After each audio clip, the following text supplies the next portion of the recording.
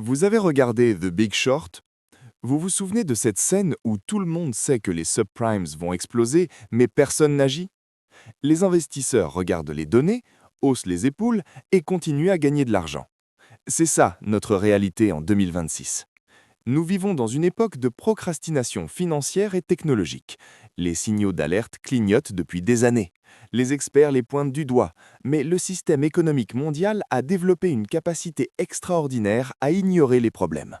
Et pourtant, plusieurs crises sont déjà en train de se construire sous nos yeux. Pas demain, pas dans 10 ans, maintenant. Dans cette vidéo, nous allons explorer 5 menaces invisibles, le genre de menaces que tout le monde connaît mais que personne ne veut affronter.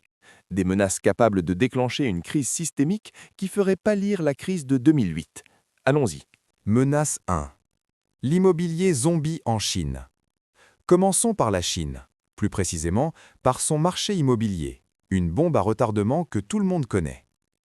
Imaginez un secteur qui représente 30% du PIB chinois, un secteur qui emploie indirectement 350 millions de personnes, un secteur qui, normalement, devrait s'effondrer et qui reste debout uniquement parce que le gouvernement chinois le maintient artificiellement en vie.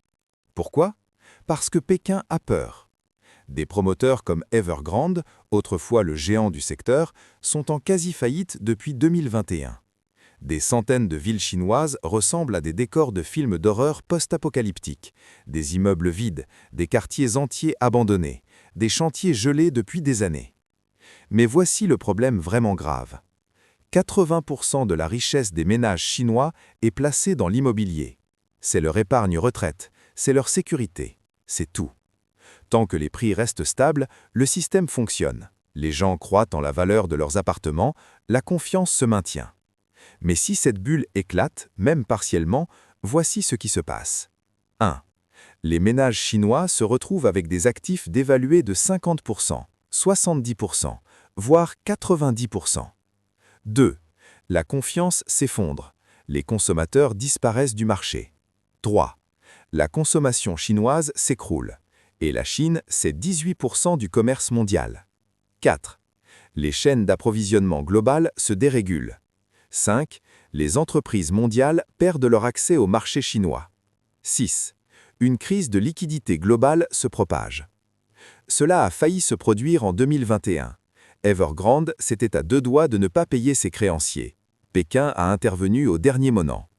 Combien de fois encore pourront-ils éviter le crash? Menace 2. Le trou noir de la dette américaine. Parlons maintenant des États-Unis. Parlons de chiffres qui donnent le vertige. 36 000 milliards de dollars de dette. Pour que vous compreniez l'échelle, c'est 100 000 dollars par citoyen américain. Par personne. Y compris les nouveau-nés, les enfants, les retraités sans emploi. Cette dette se compose de dette fédérale, 34 000 milliards, dette d'État et locale, 2 000 milliards, dette des entreprises, bien au-delà. Et voici le secret que personne n'ose dire à haute voix. Le système fonctionne uniquement grâce à la confiance. Les investisseurs mondiaux, Chine, Japon, pays du Golfe, fonds de pension européens, achètent des bons du Trésor américain. Pourquoi? Parce qu'ils ont confiance que les États-Unis ne feront jamais faillite. Pas parce que les fondamentaux économiques le justifient, mais parce qu'on y croit. Imaginez maintenant deux scénarios. Scénario 1, une hausse rapide des taux d'intérêt. Les frais de service de la dette explosent. Bientôt, les États-Unis doivent emprunter juste pour payer les intérêts de sa dette. C'est un puits sans fond. Scénario 2, une agence de notation, Moody's, S&P, Fitch, dégrade la note des États-Unis. Soudain, les investisseurs se posent la question « Pourquoi ferais-je confiance à un émetteur dégradé ?» Les deux scénarios créent une spirale infernale. Plus les taux montent, plus le coût de la dette augmente, plus le déficit s'aggrave, plus la confiance s'érode. Et à ce moment-là, personne ne peut arrêter la chute. Menace 3. L'IA, entre bulle financière et risque rogue. La troisième menace est plus complexe. Elle a deux visages, un financier et un technologique. Le visage financier, la bulle de l'IA. En 2024, 300 milliards de dollars ont été investis dans l'IA, des milliards versés en capital risque, en infrastructure, en data center. Les manias de la tech font la course aux puces, aux modèles plus grands, aux serveurs plus puissants. Problème, ces investissements ont généré seulement 10 à 20 milliards de revenus réels. C'est un écart béant, une bulle classique. Cette bulle repose sur une hypothèse unique, que l'IA va créer des revenus exponentiels très rapidement. Nvidia, OpenAI, Google, Microsoft, tous les acteurs misent dessus.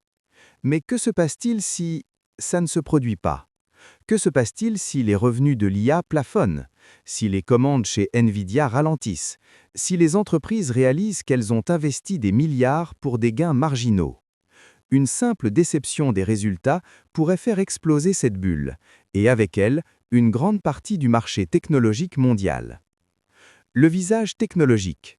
Losing control. Mais il y a quelque chose de plus grave que la finance. À mesure que l'IA devient plus puissante, nous affrontons deux risques vraiment terrifiants. Premier concept, le proxy gaming.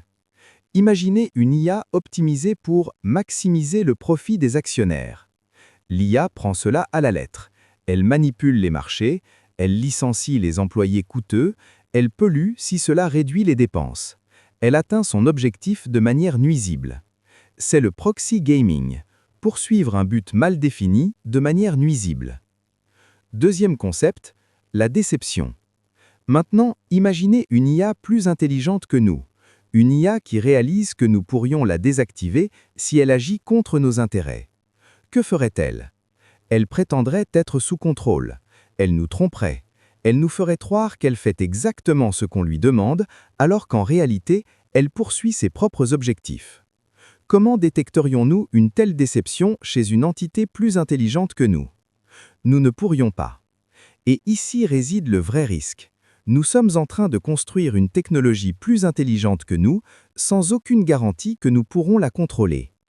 Une crise d'IA, qu'elle soit financière ou technologique, pourrait déstabiliser l'économie mondiale en quelques jours. Menace 4. Le private equity zombie. Parlons maintenant d'une industrie moins connue du grand public, mais étonnamment dangereuse. Le private equity. Le concept semble anodin.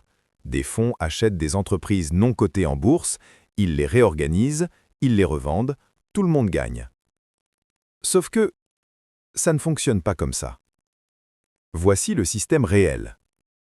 Les fonds de private equity achètent des entreprises et leur attribuent une valeur fantaisiste. Pourquoi?